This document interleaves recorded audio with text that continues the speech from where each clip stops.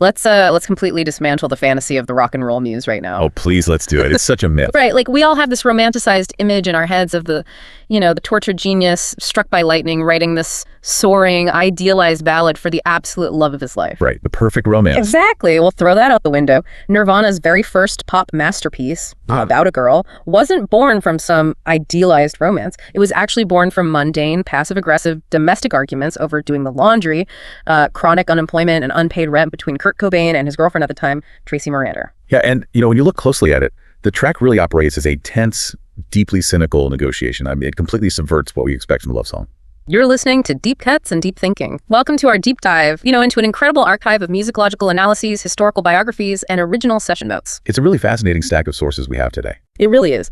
And our mission today is to unpack exactly how this one song serves as a mirror to that domestic strain, and how it acted as like a musical Trojan horse, smuggling pure 1960s pop right into the murky sludge of the late 1980s Pacific Northwest underground. Right, because to understand just how cynical the foundation of this song really is, we first have to examine the stark economic asymmetry of the environment where it was actually written. Which was Olympia, Washington, right? Exactly. It's 1988. Mm-hmm. And the material reality of their daily lives in that small apartment was incredibly unbalanced. The sources refer to the financial dynamic here as the Boeing cafeteria subsidies, which honestly tells you almost everything you need to know. It's a very literal description, yeah. Tracy Marander is the sole financial anchor of the household. She is working these regular night shifts at a Boeing cafeteria in Auburn just to pay the rent and, keep groceries in the fridge. Right, so she's dealing with the physical exhaustion of that brutal schedule. Exactly. And meanwhile, Cobain is chronically unemployed. He's just staying home in that tiny apartment all day long. Yeah, he's, painting, making visual collages, writing music, and tending to a literal menagerie of household pets. Right. They had cats, turtles, birds,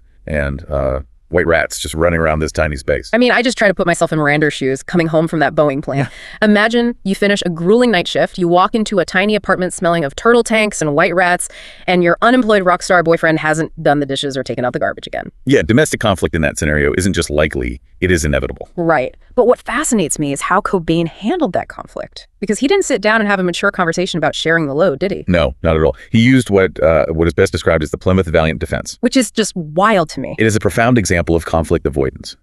Whenever Marander would demand that he get a job or contribute to the household labor, Cobain would employ this passive-aggressive defense mechanism. Instead of just doing the dishes. Exactly. Instead of addressing the issue, he would threaten to just move out entirely and live in his vintage 1963 Plymouth Valiant. It's like having a roommate who, the minute you ask them to buy paper towels, they just hold their finger over the self-destruct button of your entire friendship just to avoid the responsibility. That is a perfect analogy. It's essentially an emotional hostage situation. Right, because it prevents any actual resolution. The stakes are suddenly raised to catastrophic levels over something as simple as the laundry. Yeah, and that specific avoidance dynamic was absolutely crucial to his creative process.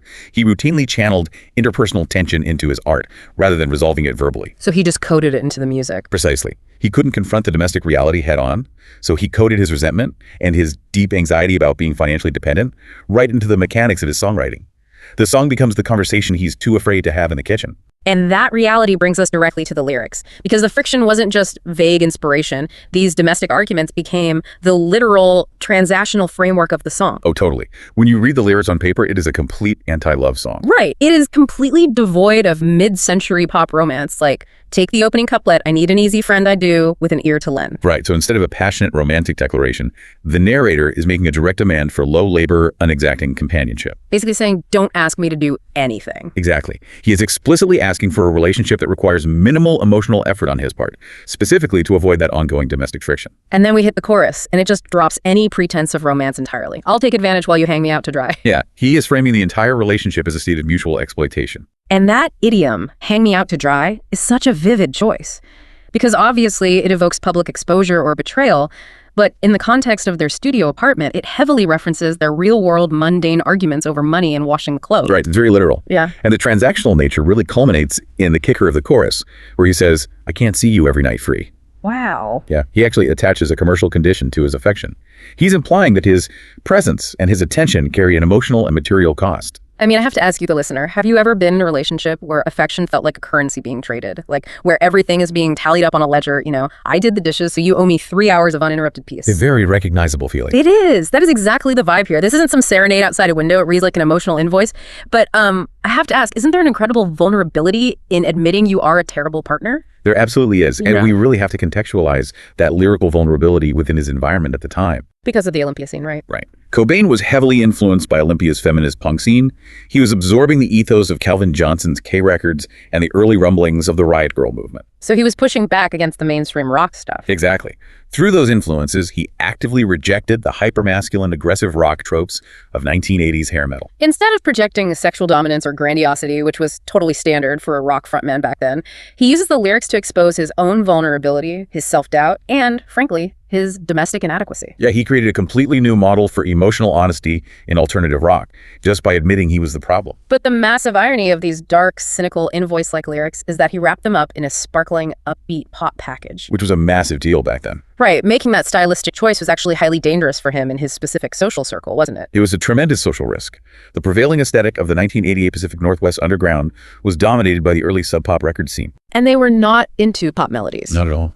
That subculture valued aggressive noise rock, heavy distortion, and sludgy metal riffs. It was built on intense, anti-commercial posturing. So writing a catchy melody was practically a dirty word, like it signaled that you were trying to sell out. Exactly.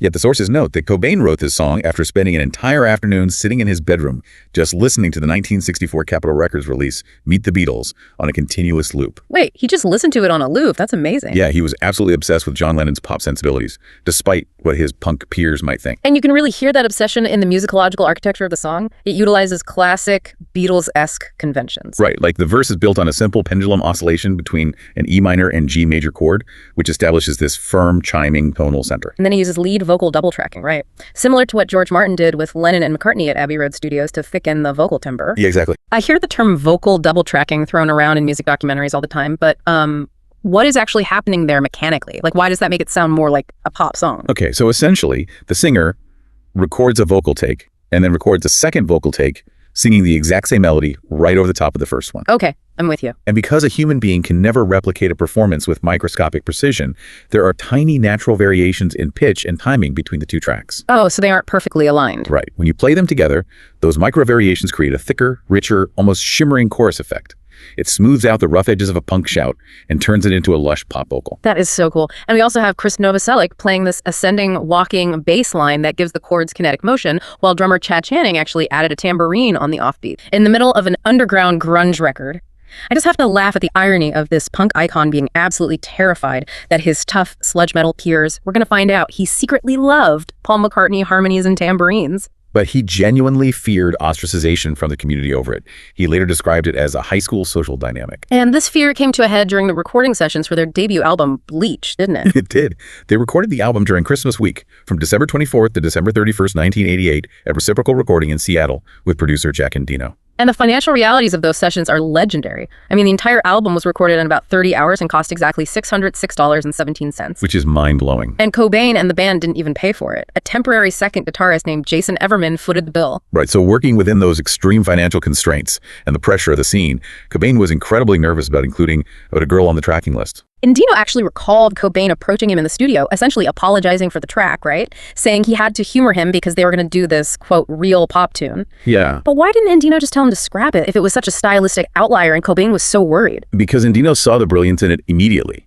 He encouraged them to record it, viewing it as an obvious standout track. Thank goodness he did. Right. Furthermore, it was placed strategically on the album as track number 3. Oh, intentional placement. Yes, this was a deliberate sequencing choice to contrast heavily with the dark, heavy sludge tracks surrounding it, like Floyd the Barber in School. So it really highlights the problem of pop in early grunge culture. The tension between Cobain's underground punk allegiance and his brilliant pop songcraft is like the defining contradiction of his entire career, and it started right here on track number 3. Absolutely. And Cobain was clearly very effective at masking his true, uncomfortable feelings behind these catchy pop hooks. Yeah, but he was so effective at it that he managed to hide the meaning of the song from the very person he was living with, which I honestly find almost unbelievable. The level of artistic deflection he maintained is truly bizarre when you look at the timeline. I mean, even the title itself is a deflection. Right. During a band rehearsal, drummer Chad Channing asked Cobain what the untitled song was about, and Cobain just casually replied, "It's about a girl." And Channing just suggested he use that as the title. Exactly. By refusing to name it something specific, it creates this massive structural distance between the neutral title and the highly specific pent domestic narrative in the lyrics. And Tracy Marander lived with Cobain through the entire writing and recording process of Bleach. She was there in the apartment for all of it. She even took the high contrast cover photograph for the album. She did, yet she had absolutely no idea the song was about her. This is where you really have to put yourself in Marander's shoes again. Imagine subsidizing your boyfriend's art with your cafeteria night shifts, dealing with his threats to live in a Plymouth Valiant, literally taking the photograph that goes on the cover of his album, and routinely asking him, hey, why do you write about all these obscure topics but never write a song about me? Yeah, it's tragic, honestly. And having absolutely no idea that track number 3, the catchiest song on the record, is a direct, lyrical invoice of your arguments over the laundry. Like, how is it possible she didn't realize? Well, she didn't discover the truth until she read Michael Azarad's authorized biography, Come As You Are, in 1993. That is 5 full years later. Yeah. It perfectly illustrates Cobain's habit of masking his deepest personal disclosures. He hid his vulnerabilities from the person closest to him while universalizing his specific domestic pain into an archetype that anyone could relate to. I do have to challenge this narrative for a second, though, because if you read Charles R. Cross's biography, Heavier Than Heaven, he makes a very compelling argument that the song is actually about Bikini Kill drummer Toby Vale. Ah, yes, the Toby Vale theory. Right, because the lyrics about emotional detachment, about not wanting to put in the effort, and the transactional nature of the affection, that all fits his later highly publicized dynamic with Vale perfectly. So why are we so certain Marander is the subject? It sounds plausible when you analyze it purely through a thematic lens. But when we look at the primary source documents, the actual paper trail, the timeline collapses completely. Oh, really? Yeah, the archival evidence is definitive here. Home demos and live set lists prove beyond a shadow of a doubt that About a Girl was written and recorded in 1988. Cobain didn't even meet Toby Vale until late 1990, which is 2 full years later. So it's chronologically impossible. Exactly. So regardless of whether someone is trying to apply, left-wing or right-wing political interpretations to the gender dynamics of these different relationships, the historical record impartially confirms Tracy Marander as the sole subject of the song. Okay, that makes sense. And that really brings us to the second life of this track, because we have this hidden pop gem buried under the murky distortion and low-end fuzz of Bleach, and it was beloved by the underground press, but it remains somewhat obscure to the mainstream for years. Until it got completely reinvented. Right, until its true harmonic architecture was finally exposed to the world 5 years later on a soundstage in New York. The evolution of the track on November 18th, 1993 is just remarkable. That's the date Nirvana taped their performance for MTV Unplugged in New York at Sony Music Studios, right? Exactly. And that acoustic performance completely transformed the song. The first thing they did was shift the pitch down a half step. Now, I know that sounds like a minor technical detail, but what does that actually do to the feel of the track? It was a crucial musical decision. Shifting down to E-flat minor relieved the physical tension on Cobain's vocal cords. In the 1988 studio version, he is singing at the very top of his chest register, forcing his voice to cut through the heavy distortion of the electric guitars. Right, he's practically screaming.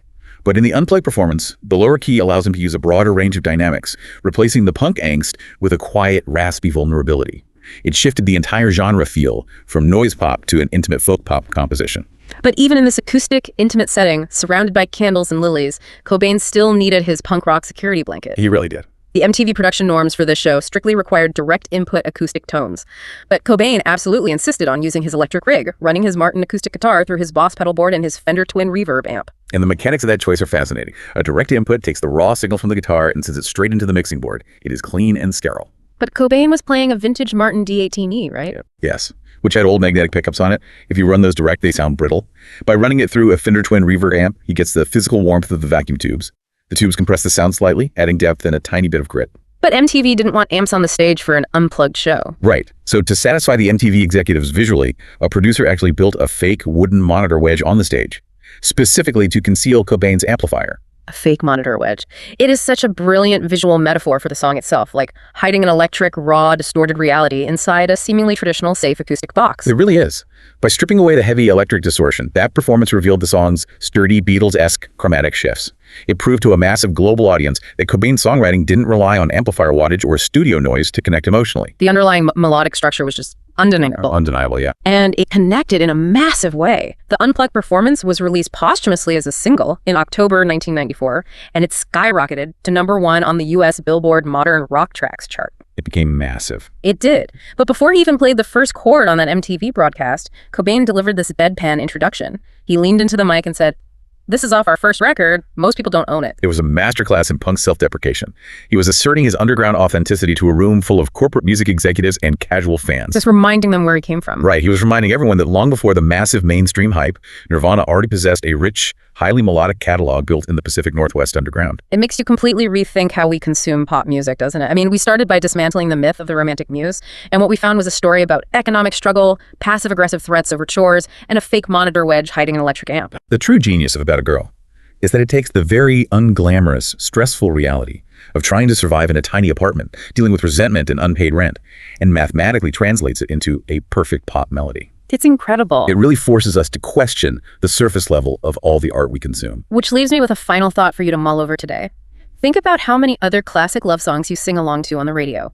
How many of those soaring choruses that we belt out in the car are actually about petty arguments, unpaid bills, and passive-aggressive threats cleverly disguised by a catchy melody?